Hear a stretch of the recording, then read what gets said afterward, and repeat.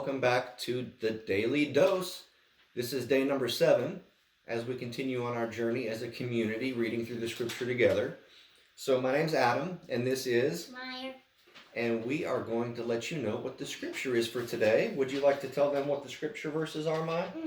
Genesis 22 through 24 and Psalm 7. Okay, so we're going to be reading the chapters of Genesis 22 through 24, along with Psalm 7, all the verses in those chapters in their entirety. What we're going to get into today as we read through this, we're going to be looking first at Abraham's faith being tested when God asked him to sacrifice his son Isaac, the promised son. We're also going to be looking at Sarah. Sarah is going to die and be buried. And then the next chapter is going to start talking about Abraham trying to find a wife for Isaac. That story gets interesting and leads into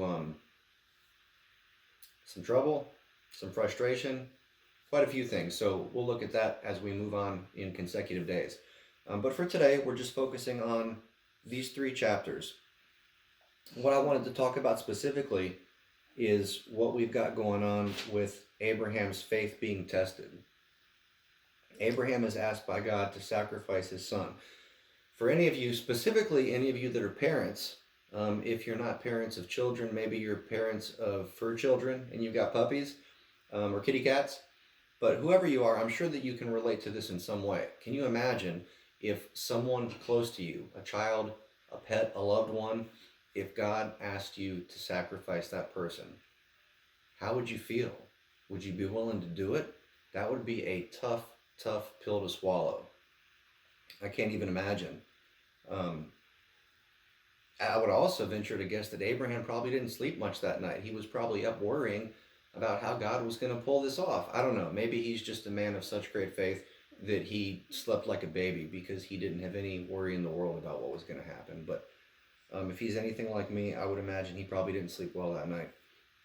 But as we progress through the story of Abraham and his faith being tested, when we get to verse number 12, we get to the point where Abraham was just about to sacrifice his son, and an angel shows up. This angel says, "Don't lay a hand on the boy. Do not hurt him in any way, for now I know that you truly fear God."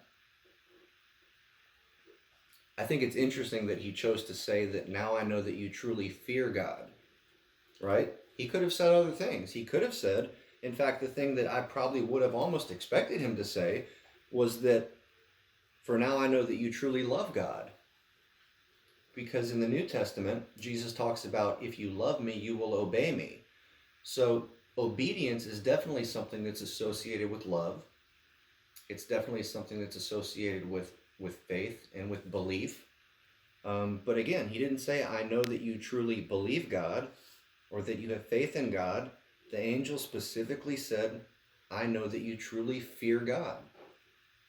I think that's really important. And I think that tells us that there is an important place in the life of a believer for fear of the Lord. Proverbs tells us, I believe it's Proverbs 9 or Proverbs 19.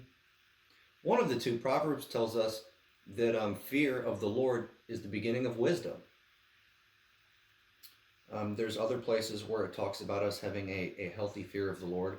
And when it's talking about fear, I don't think that type of fear is, like when you're afraid that a bully at school is going to beat you up.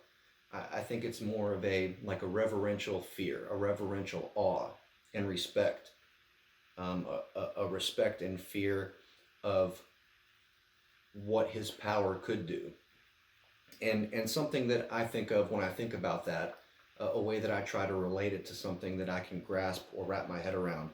Again, being somebody who loves whitewater and rapids and kayaking, if I'm on the side of a river, I'm kayaking down the river, I get above a rapid, and I want to get out and look at the rapid because it's pretty big, and I may not feel like going down the rapid that day. It may be too much for me.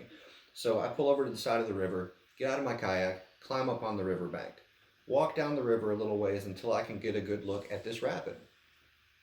Let's just say that the rapid is massive. There's a whole lot of water in the river because it's been raining, and it's just way more dangerous than what I'm willing to take on. So I'm standing there on the side of the river, standing on a rock, maybe holding onto a tree, whatever the case may be, I'm safe. I'm in a position where the power and the danger of that rapid, it's not really going to affect me. I'm somewhere safe. I'm protected. But at the same time, I can look at that rapid and I can still be in awe of it. And I can be amazed by the potential power. Imagine what that rapid could do if I were to be swept down in it. Imagine what it could do. That's kind of how I like to think about a healthy fear of the Lord. If you're a believer, like I am, as believers, God does discipline us, but I don't believe that we necessarily have to be afraid or fearful of Him or His power or His ability. But at the same time, we can still sit back and say, "Wow, God created the earth just by speaking. God raised Jesus from the dead. God possesses amazing power that I can't wrap my mind around, and I should be in awe and amazement in almost a fearful kind of way of what His power is capable of. It's that incredible.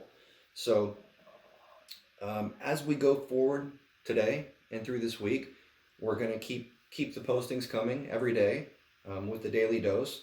This concludes our first week, and so we're very stoked. We're happy about that, and we are excited to keep it moving and going on with week number 2. So on that note, I hope you guys have a great day. Bye. Bye. Be blessed. Stay in the Word, and we'll see you tomorrow. Have a good one. Bye. Bye.